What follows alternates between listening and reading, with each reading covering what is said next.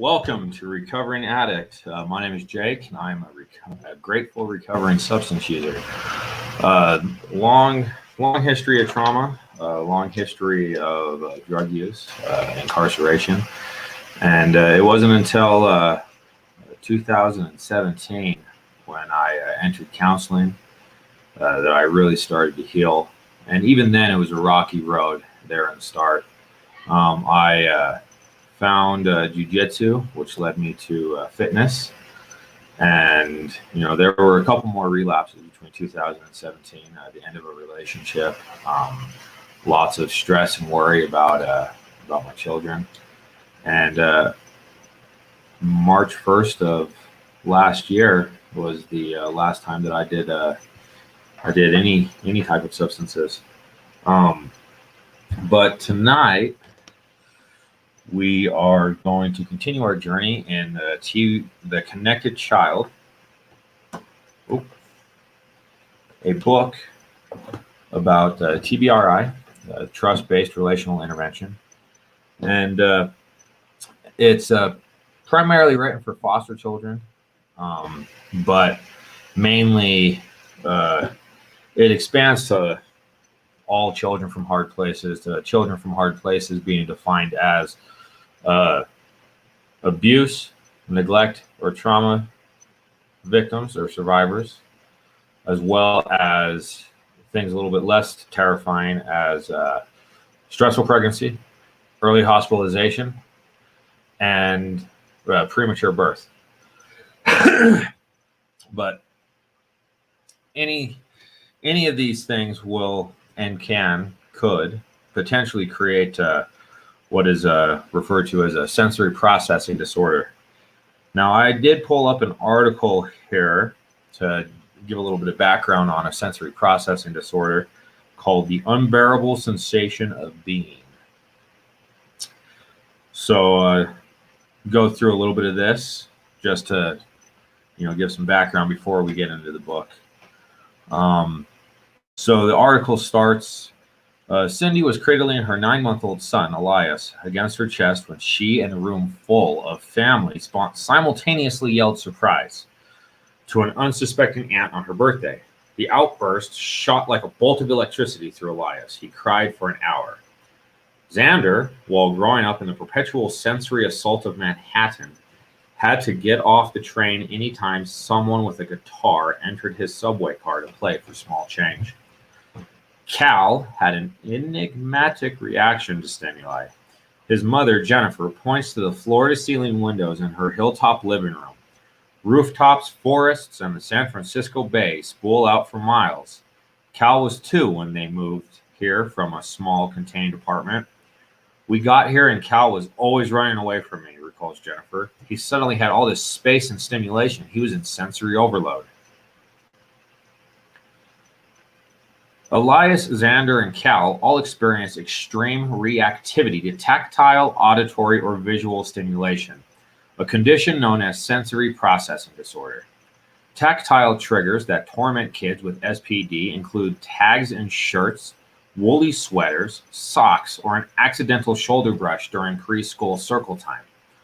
Auditory offenses include coffee grinders, the birthday song, surprise or not, and noisy, erratically moving toys. Visual provocations that can set kids off include IMAX movies, crowded stadiums, parking lots, even bikes and tents hanging from the ceiling of a camping store. Whether seen, heard, or felt, what all these sensory inputs have in common is their sudden onset and unpredictability. For an SPD kid, these experiences are beyond a nails on a chalkboard annoyance. As soon as these kids can move themselves, they will run screaming from their room when these stimuli reach their world, says Alyssa Marco, a cognitive and behavioral pediatric neurologist at the Children's Hospital in San Francisco, and a member of the UCSF Wheel Institute for Neurosciences. Take Xander, who is now 14. He would rather be kicked in his Hapkido martial arts class than receive a friendly hug. It physically hurts when people hug me, he says. This makes his mom, Judy, who is a hugger, think twice before reflexively going in for a hug. And Elias, at age 2, would hold his breath and sit at the bottom of the pool, the silence and water pressure his only solace. Living in a state of perpetual flight, fight, or freeze in reaction to stimuli, or in constant fear of these reactions' onset, takes a toll on SPD children and their parents alike. I'll get to what page we're on here in just a moment. I'm reading an article off the internet. See that white screen? Woo. Woo, woo. Just to give a little bit more depth into what a sensory processing disorder is. Oh, crap.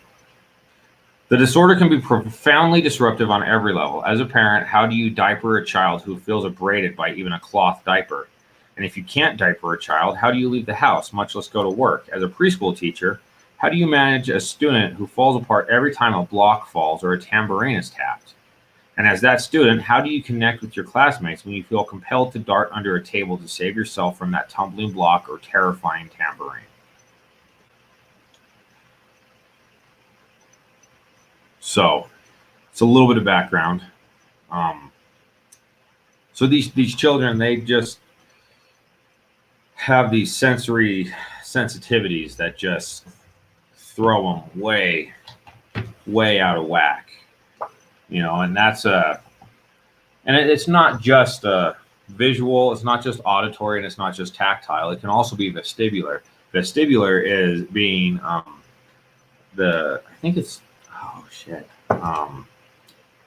vestibular is like movement. So I think it's the vestibule in your ear. Let's see. Just for accuracy.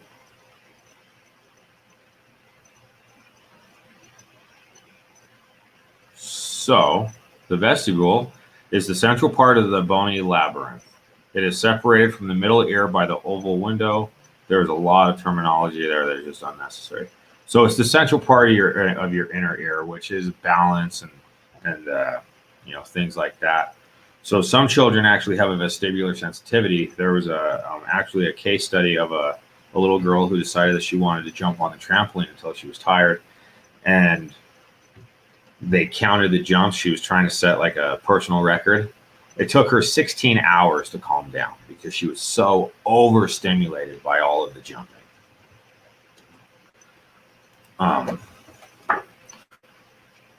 So this book is a lot of sensory things, just a system to help these children, learn attachment, learn how to connect to other people, but then also to help them regulate when they do become overloaded by their senses. Bookmark. Is Mark here? Where is Mark? So we are on page 60, Jeanette. Prevent sensory overload is the heading.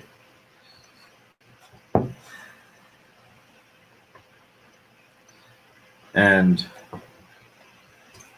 if anybody is interested in doing a quote, jumping on for a bit to do a quote at like 8:30, 8:40 LT, will you put the link in the chat for anyone who may be interested? That'd be very much appreciated.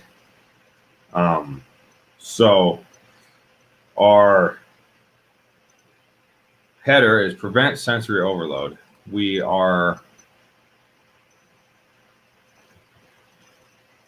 don't be hard on yourself. Start over and try again. You can do it. Hugs to you. And that's to Jessica.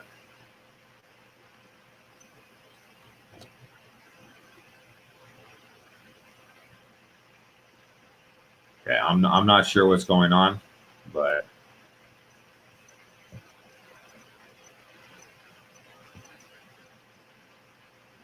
oh.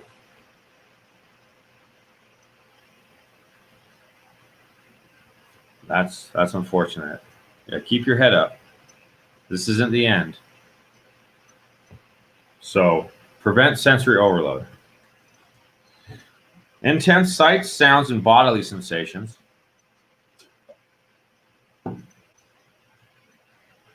may bewilder and frighten your at-risk child whose senses haven't developed fully. You might be surprised at the little things that distress your child. Someone wearing perfume, the unfamiliar texture of clothing, or jostles in the schoolyard. See, and this relates back to the article that I just read. You can help reduce sensory overload and the panic it stirs. The first step is to reduce visual clutter. Choose simple and subdued decorations for your home, and particularly for rooms your child uses regularly.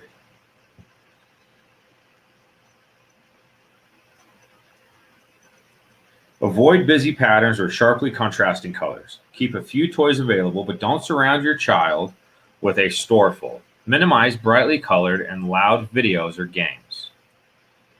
It also helps to lower the volume on your voice and electronics.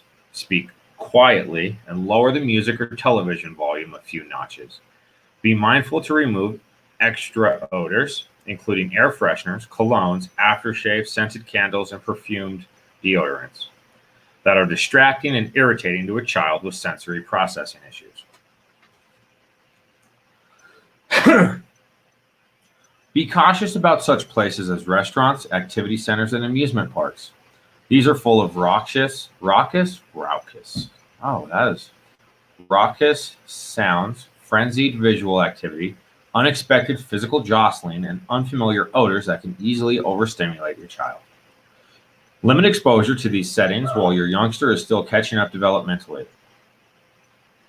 If your child has auditory sensitivities, a great idea is to keep soft earplugs handy for specific times when he encounters too intense sounds. To empower your child further, allow him to keep the earplugs in his pocket for emergency use. Having a coping mechanism will be extremely soothing to your child, but don't let him wear the earplugs continuously throughout each day. Too much usage will impair hearing and language development. Here's an example of sensory overload.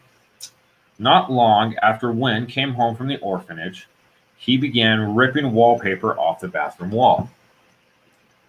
His mother was more concerned about her little boy's welfare than her home decor, so instead of going ballistic, she tried to figure out what was driving such peculiar and destructive behavior.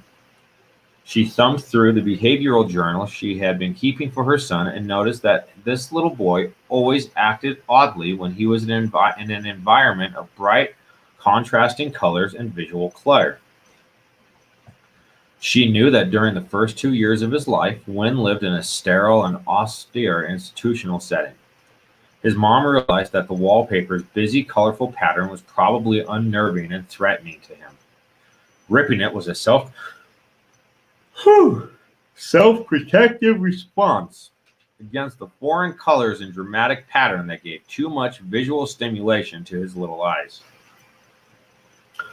Armed with this insight, his mom was able to take proactive measures to minimize his visual overload and gradually help him learn to tolerate it better. Next header, don't corner them. Clearly, if you are trying to increase felt safety, never put a traumatized child in a position where he feels cornered and physically threatened. However, you also need to be mindful that sometimes even well-intentioned gestures can feel unsafe to a harmed child. A youngster who was hit or hurt by caretakers in the past can misinterpret a playful or friendly gesture as threatening. How do I keep doing this? Even just casually tousling the hair of a child with sensory processing disorder can send him into a fit.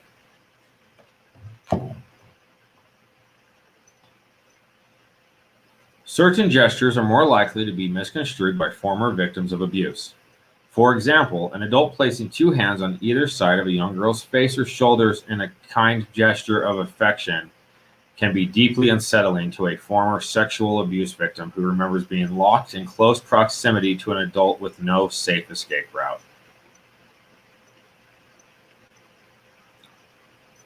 If a young girl was ever pinned down and forcibly assaulted in the past, such a simple gesture, intended in this case to be safe and affectionate, can trigger flashbacks and a behavioral meltdown.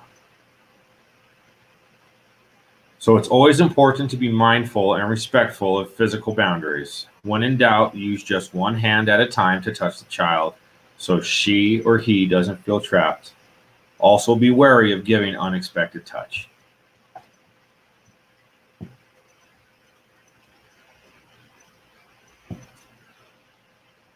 And we have I don't know what it'd be called. A little gray box. We have a gray box. A little side note, perhaps. The biochemical cascade of fear. Important body and brain functions are controlled by substances called neurotransmitters. These work on the cellular level, much like a set of interrelated chemical switches and control functions such as blood pressure, mental alertness, and body temperature. The right amount and ratio of neurotransmitters allows optimum functioning. But when they're out of balance, they set the stage for behavioral dysfunction. When a child becomes frightened, her neurotransmitter switches respond in one of two possible ways. One way is to become extra alert and aroused, which would enable the fight or flight response. A child experiencing extreme fright through this neurochemical route will likely display externally obvious behavior such as hitting, kicking, yelling, or running away. In the alternative, fear reaction, the child goes numb and dissociates in order to mentally escape from the threatening situation. A child on this neurochemical path turns her fear response inward, shutting off the outside world, hiding and getting lost inside herself. Oh, goodness. Anyone that was in the 1 o'clock Zoom is aware that I was at work. What up, Aubrey? I see this guy right here. Bang! What up, Bob?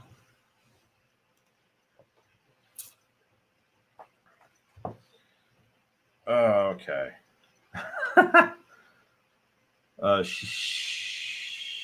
She is apt to physically hide or bury herself in activities with inanimate objects. As fear escalates, it triggers a series of biochemical events in the body that reduce a child's ability to behave calmly and think clearly. The progression moves from calm to vigilant to alarm to fear to terror. By the time that fear kicks in, it is immediate and survival-oriented. It supersedes all other mental processing. Vulnerable, at-risk children can have neurotransmitter systems that remain hyper-aroused, making them less resilient to stress over time. The more anxious this child feels, the more she reactivates old traumas, which in turn releases neurotransmitters that make her increasingly aggressive and belligerent and unreasonable. For some children, chronic heightened reaction to stress can cause a condition called pain agnosia, the inability to feel pain. The same hyperreactivity blocks learning and is one reason why a kindergartner might know her alphabet today but can't get past the letter D tomorrow. Fortunately, over time, we can scale back this neurochemical reactivity by dramatically reducing fear and teaching children new coping skills. Whew. Goodness. I'll tell you what, 9 hours in a mini excavator, that's a lot. Moving dirt all day. A little bit of coffee, a little coffee break.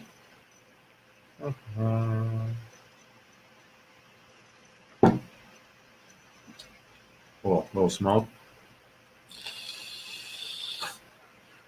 Yep. That's good. Lots of fruits and melons. Next header. Help children identify safe people.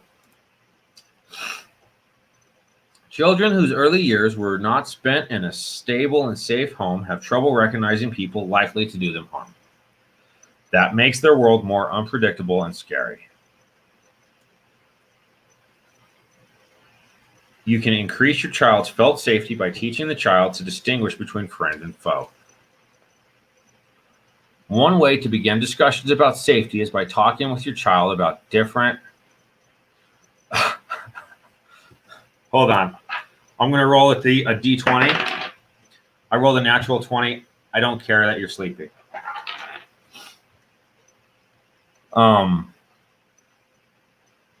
example, the porcupine has quills. The cat has claws. Yeah, that was yesterday. I was shoveling dirt all day yesterday. So, the cat has claws and the ability to hiss, and a tortoise can pull inside his shell. Then you can help your child identify what things help make him safe and how to determine whether a person is safe. We create a handout for children with the following information. There are many ways to know if people are safe. Here are some. Safe people will be kind to you. Safe people will care about you. Safe people will listen to you. Safe people will not hurt you. Safe people will not threaten you. Safe people will not tell you to keep a secret from your parents. Safe people will not touch you in ways that are scary or hurtful. The next header.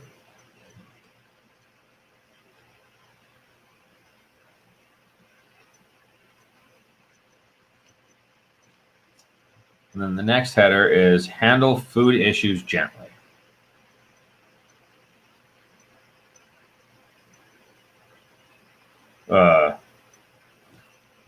It's not unusual for adopted and foster children to hoard food. The deprivation they suffered early in life has hardwired their primitive brain to believe that starvation is just around the corner. Food becomes a great source of comfort to these children. Respect and treat these fears gently. Because I'm a construction worker, I'm a pipe layer by trade.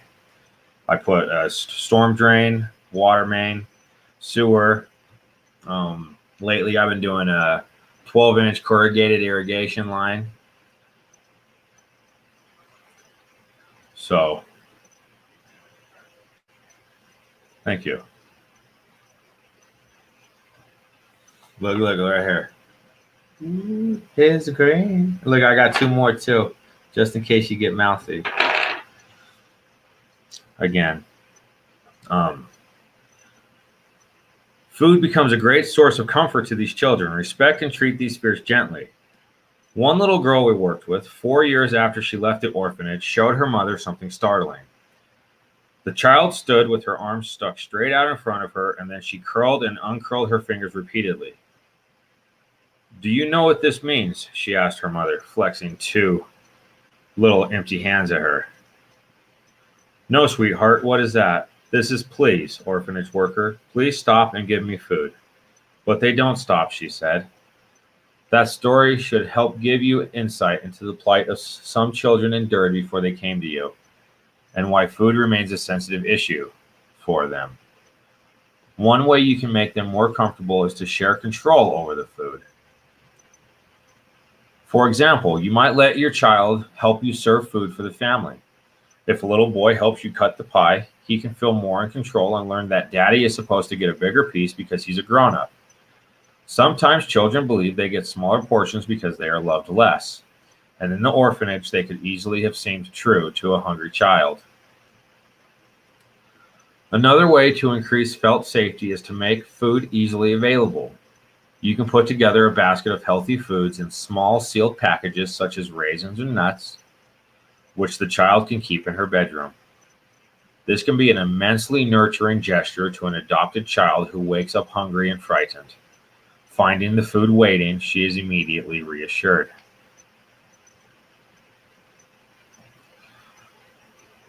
The next header. Help the child meet new challenges.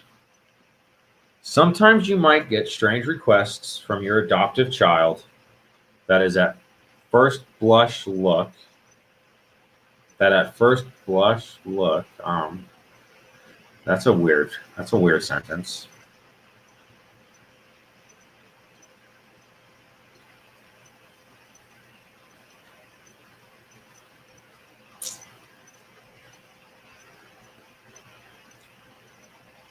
They're motivated by your child's laziness and manipulation techniques.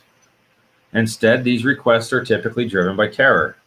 If parents can decipher the underlying message of fear, they'll be able to respond compassionately and kindly with felt safety. Excuse me. Here's one example. A pretty girl who spent the first 11 of her 12 years in an orphanage phones her mother following an after-school event. Mommy, can you come and drive me home from school? But Jenny, it's only 4 blocks away. You'll be okay. But Mommy, I don't want to go alone. Instead of, that's ridiculous, Jenny. Why should I come and get you with the car when it's such an easy walk? Plenty of other kids do it every day and they're fine. Say, sweetheart, here's what I'll do. I'm going to walk beside you and you can ride your bike next to me for the whole way home. I'll do that for a week or a month or a year, however long it takes until you feel safe. Then you can say to me, Mom, I'm ready to ride my bike alone.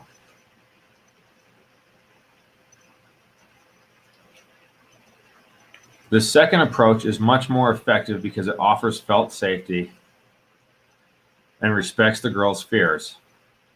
Just because the parent knows the path home is safe, it doesn't mean that Jenny has encoded that same sense of security. And after all, why would she? During the years, the other school children walked safely back and forth along this path each day. Jenny was living unprotected in a situation where she was sexually abused on a regular, ongoing basis. For this little girl, menace remains around every corner. Fear of walking home alone is legitimate and appropriate to her life experiences. By walking with the child for as long as she needs, her mother helps Jenny learn that it is a safe activity, one which can even be enjoyable. The mother also builds trust and attunement by providing support as long as it is needed.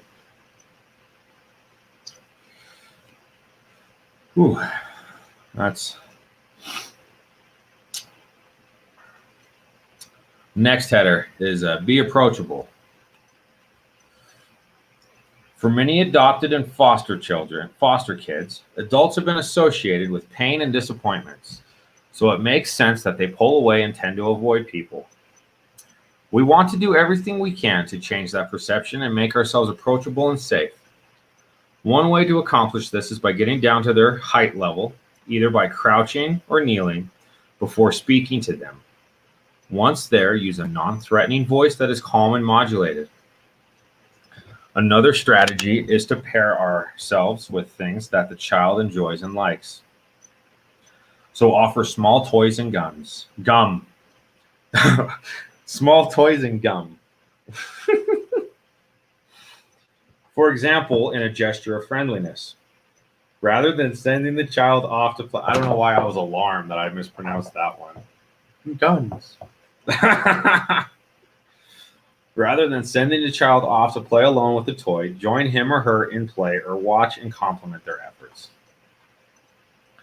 When a child does begin to approach voluntarily and open up, reward that behavior. Respond with affection, interest, a warm voice, and smiling eyes. Never scolding. In a sense, establish a trust account that functions like a bank account. The more you demonstrate trustworthiness to a child and the more you can give the child felt safety, the higher your account gets. Occasionally, you will have to make a withdrawal on the account by asking your child to meet new challenges and master new and difficult tasks. Never withdraw more than 20% of that trust account. A positive balance on your trust account means you're promoting felt safety and obtaining a concrete biochemical benefit or reducing stress hormones in your child's body, which in turn promotes bonding and allows healthy development. I am tired, Cherie. I am tired. And then you sitting in the thing, like sitting in an excavator, and you have the blade and you're just pushing dirt and you got to go back and forth to keep moving so that you're not building a ramp. Like it twists and jostles. Like my abs were cramping by the end of the day. So like it was a wild day. Jeanette, everybody needs to remember that this isn't just for foster children. These techniques also help with our children who have lived through our addictions and children with autism or any sensory issues. That is absolutely correct. Absolutely correct. And just remember, like, let go of your ego, because sometimes we are abusing or neglecting our children and we do not even realize that we have done so with our addictions and whatever else. You know, to develop that parental awareness, forgive yourself, make a living amends. Like that's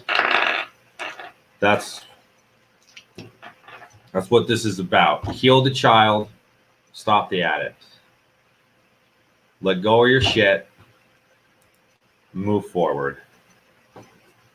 Okay, your children are worth it. Absolutely. So,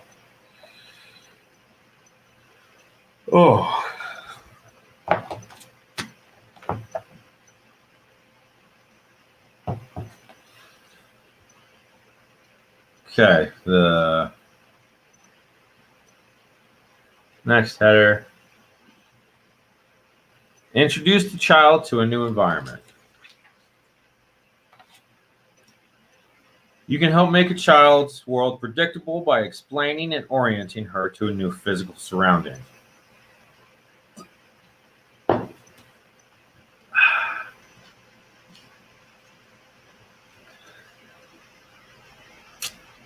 For example, when you visit someone else's home, ask the hostess permission to give your child a tour of the house, so your little one knows how to find the bathroom, where the kitten stays, where the toys are kept, and so on. It's difficult to know in advance how long it will take.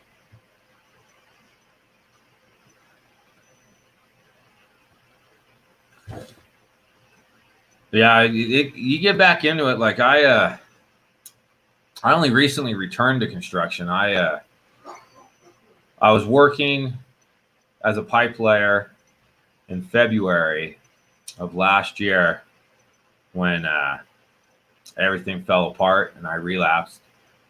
And my brother, he actually said that I could come back, and I told him, like, I ain't got it in me right now. I got to do other things. And that's when I went to SOAR. I went to that IOP, SOAR, and, you know, met LT and started doing this and doing my steps and doing everything that I'm doing now with Recovering Addict. So I went back recently to try to fix my financial situation, and it's been about a month, maybe a month, 5 weeks. I'm not sure how long it's been, but I'm already back into it, working my ass off all day, every day. You know, the first couple of weeks were just, oh boy, coming home, passing out at like 7. So you'll get back to it. Absolutely.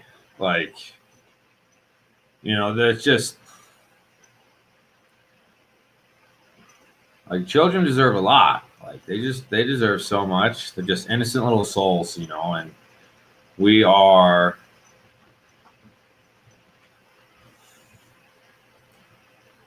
responsible for taking these empty vessels that we create and making sure that,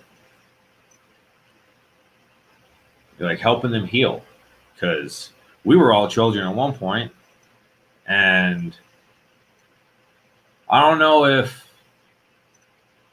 people were like,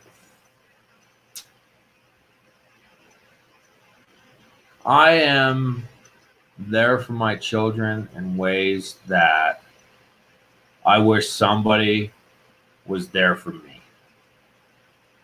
Like, my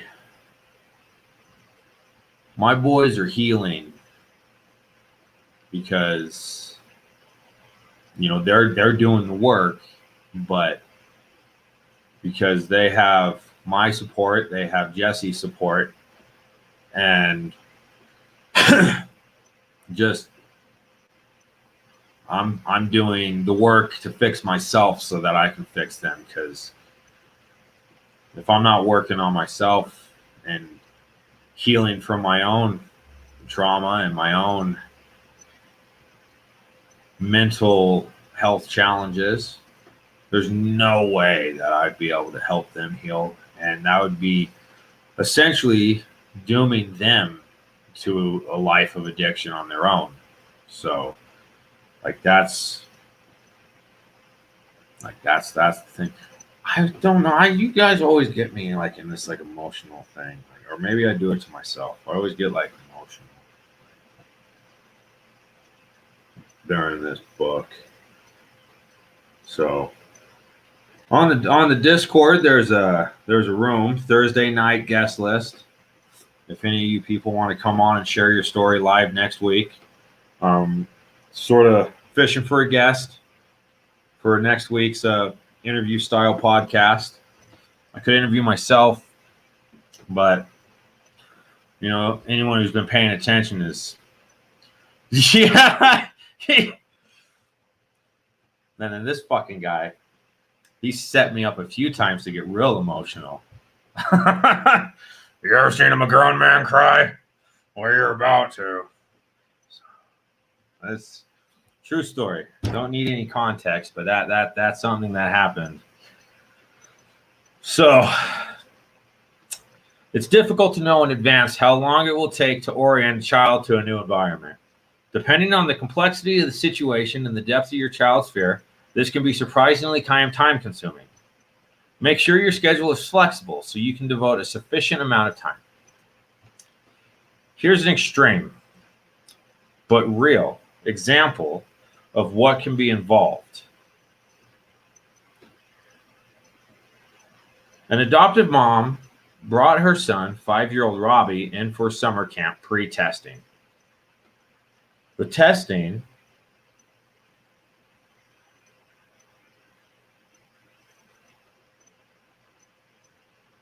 thank you. What are we talking about? Let me see. Oh. Thank you, Jessica. Appreciate that. Sorry, I missed that in the comments. I was a little distracted. My apologies. And then I think Soupy. Thank you, Soupy. You know, and I that's very true. That's very true. Thank you, Jim.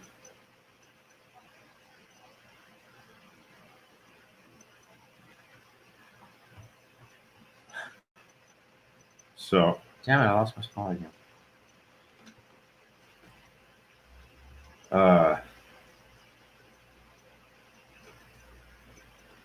Yeah, like what was weird was when I started healing and I started feeling my emotions, I actually had to have a conversation with my counselor because I was concerned that there was something wrong with me because all of my emotions were really intense, like really intense.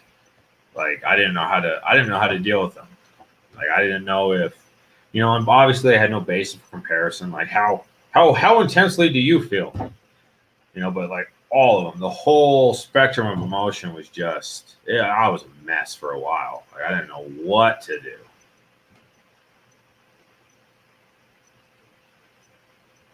My kids blamed themselves for me leaving their mother. As they got older, I had to explain to them that it was never their fault. I tried to explain to them when they were younger. They understand today. You know, that's actually a fairly normal thing when parents get divorced or what have you. children tend to blame themselves because they don't understand the nuances of the situation. So it's like, what did I do? I could have got better grades, this, that, or the other. So that's pretty standard stance that children adopt.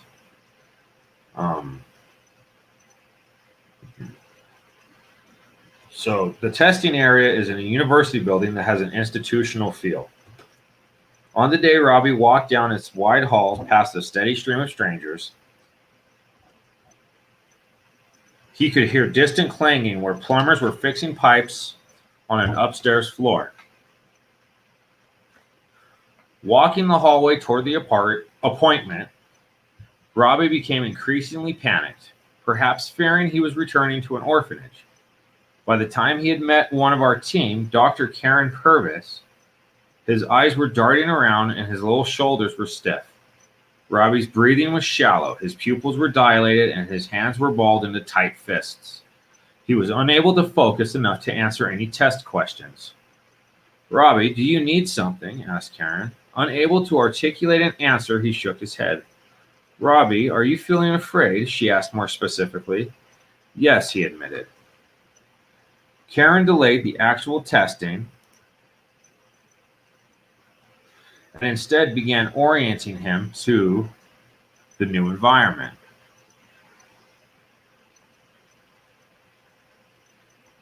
"Hey, how about you cut off your dick? Cut off your dick, I'll shave my beard." That was really aggressive.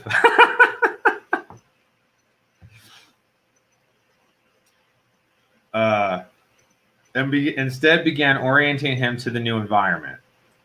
She started by showing Robbie the key to the office where they were sitting and let him hold it. That was super aggressive. I guess that's a trigger.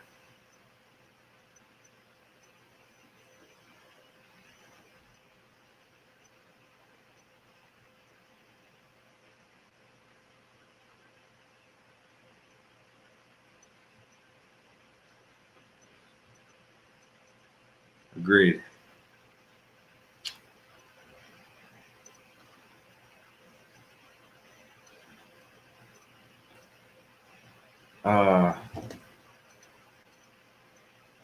So she started by showing Robbie to the key to the office where they were sitting and let him hold it. She invited him to practice helping her lock and unlock the door. Then she arranged for the 5-year-old and his mother to lock her out of the office. When Karen knocked, the boy would respond, "Who is it?" Once she answered, he would look at his mom's eyes and ask permission to unlock the door. If his mother said yes, he could unlock the door. The three of them acted this scene out a few times to help him feel some control and predictability in his environment. Then they took it a step further because the boy remained fearful. Karen held one of Robbie's hands and his mother took the other, and together they walked throughout the whole building. Looking into people's offices and classrooms, on the elevator, Robbie was allowed to push the buttons to take them upstairs. On the 3rd floor, they saw a workman hammering on pipes. This helped explain some of the frightening noises. Sorry, PD.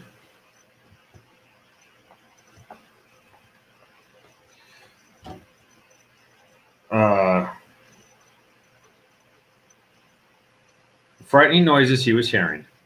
Discarded nuts and bolts lay on the ground. Karen asked the workman if the boy could have one of these cast-offs, and when the workman agreed, Robbie picked out one and put it in his pocket. The boy thought it was a treasure, and it became a tangible symbol of his mastery of the new place. After thanking the workman, the 2 adults and the little boy went back to the elevator, where Robbie was allowed to push the button, taking them back to the testing floor. Back in the testing room, they closed the door, and Robbie locked it behind them with his mother's permission. Karen led the boy through a few minutes of deep breathing exercises just to get him settled in. Then the testing proceeded, and Robbie did just fine. This interaction underscores the importance of felt safety. Because although the boy's mother and Karen knew that the boy was perfectly safe in the university building, The child himself couldn't comprehend that until he had surveyed the place and it became acclimated. Until he felt the safety for himself,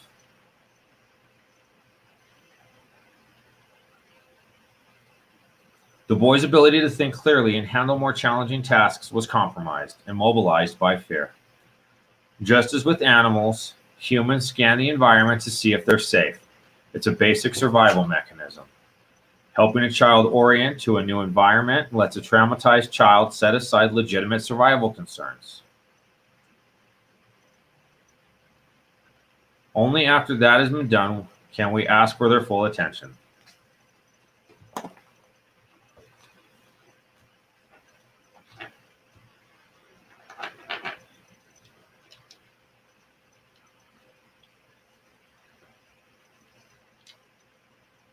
That's a really, really low cost. $500? Like, you might as well just give up now. Go ahead and start the GoFundMe. See where you get, but I'm not shaving. Absolutely not. Like, that'd be a crime.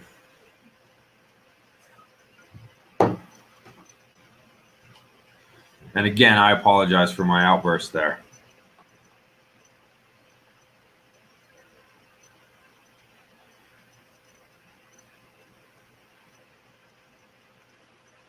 See, and that sort of goes with doesn't that sort of goes with the it'll never happen to me. Like, don't think, don't feel. Like, sort of along those lines too.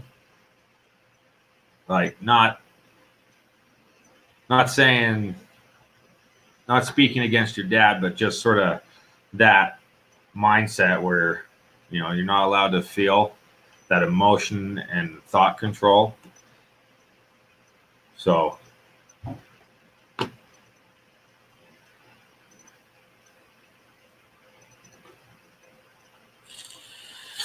you got a quote for me, L2?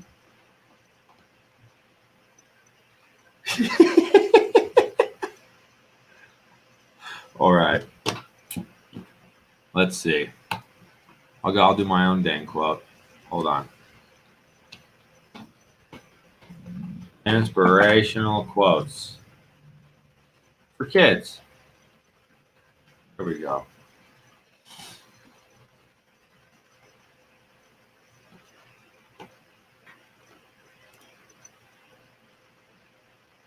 Where did it go? That's the one. And it's gone. Oh. So here's one for kids. There is nothing in a caterpillar that tells you it's going to be a butterfly. I cannot read what that says. The name. What name is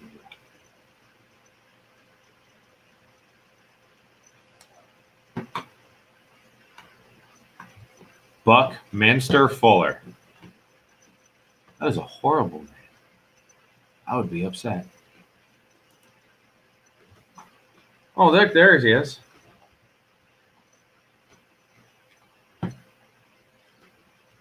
I forgot I muted my microphone. Okay. Try to keep quiet. Thank you, Soupy. Been trying to get shape. Finally went back to the gym today after my surgery on my leg. Hi, Raylene. But, dude, we did an awesome workout. Killed it tonight.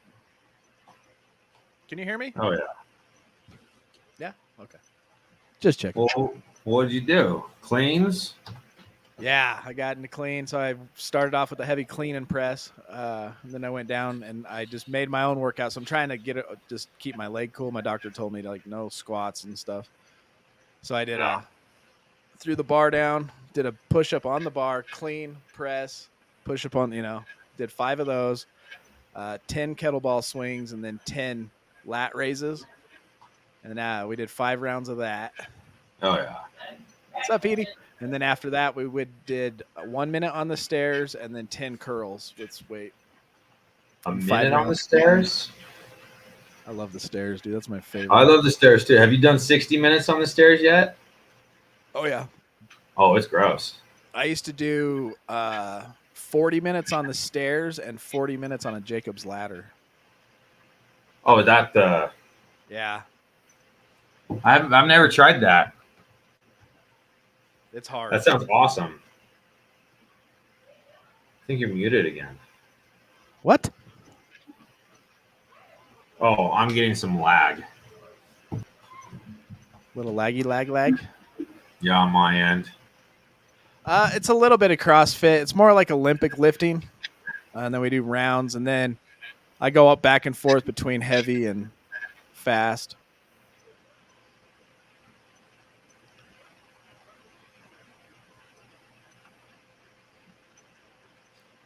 Oh, what was that?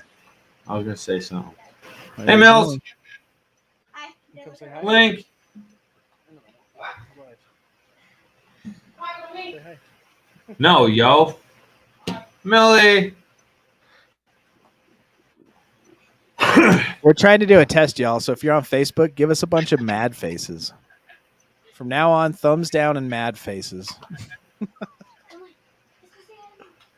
What's the test?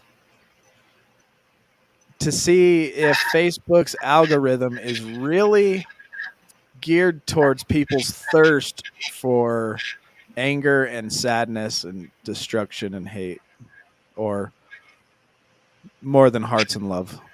So let's see some hate in the comments. Yeah. Come on. Shit on us. Let's see if Facebook eats it up. Yeah, pretty much anymore, Soupy. The way I work out is I try to stay healthy and not get injured.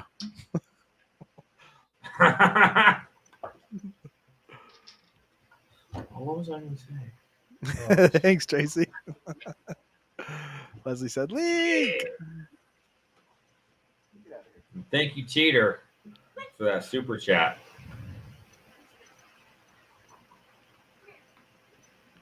Hey, look at Metallica. over there. Thumbs down, Tracy. I love it. Oh, we'll do the Serenity Prayer when Jake tells us to. I think old Jim put a quote in the thing. Did you already throw it up? Success is never ending. Failure is never final. I don't know about that with kids though. What? Okay. Yeah, I always think about the judo term when we were in judo. It said there's winners and learners. Iron sharpens iron. Hey, that's a Bible verse. Oh, that was also. I got it out of jiu-jitsu. Oh, I'm listening to that Hero with 1,000 Faces. Oh, Yeah. Oh goodness, I feel a deep dive into the various mythos of the world coming. Heck yeah. Let's write a story about it and make a movie. Yeah, like it's interesting. Like it talks about the Buddha's origin when he's sitting under the tree, and how the symbology sort of matches with the Christian text as well. Like all of the stories seem to have this, like they all have the same path. Oh, yeah. Yeah, so it's interesting. My battery's dying, Cherie. The battery on the camera. That's funny. But you got a joke, Link? Yeah. Why couldn't the toilet paper cross the road? Why? It got stuck in the cracks. Yeah. That's a good one.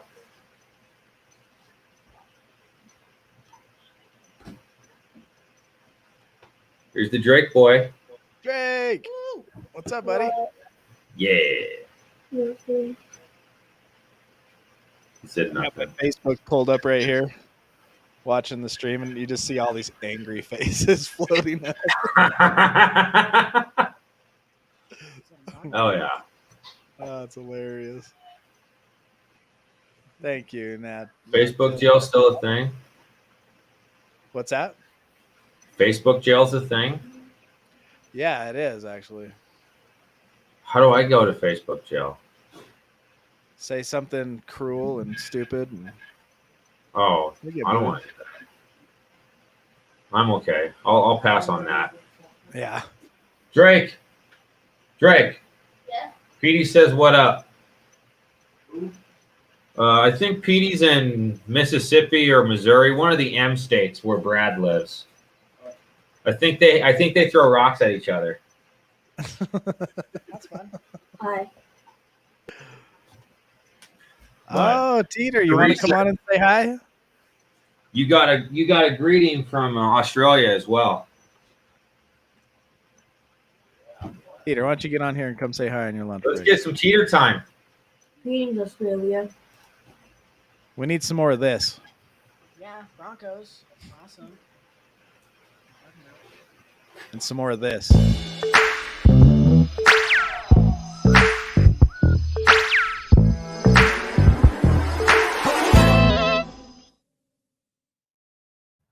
Where are you, Teeter?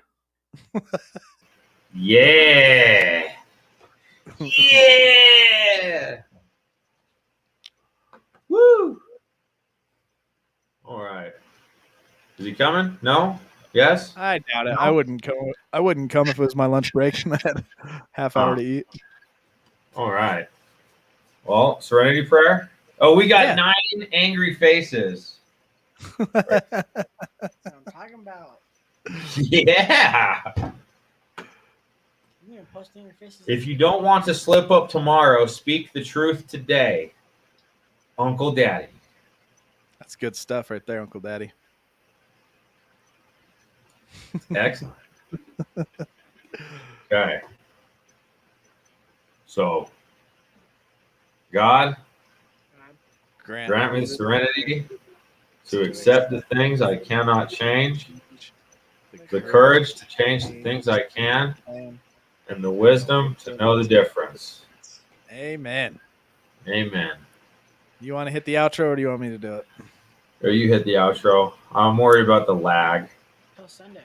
All right, till we are back Sunday morning with Dano at 3 a.m. And then Felice and I will follow up with the late show at 8 p.m. Mountain Standard Time. So until then, stay strong. Do not put yourself in a high-risk situation. Stay strong, work your program, and remember, we recover, better together. together.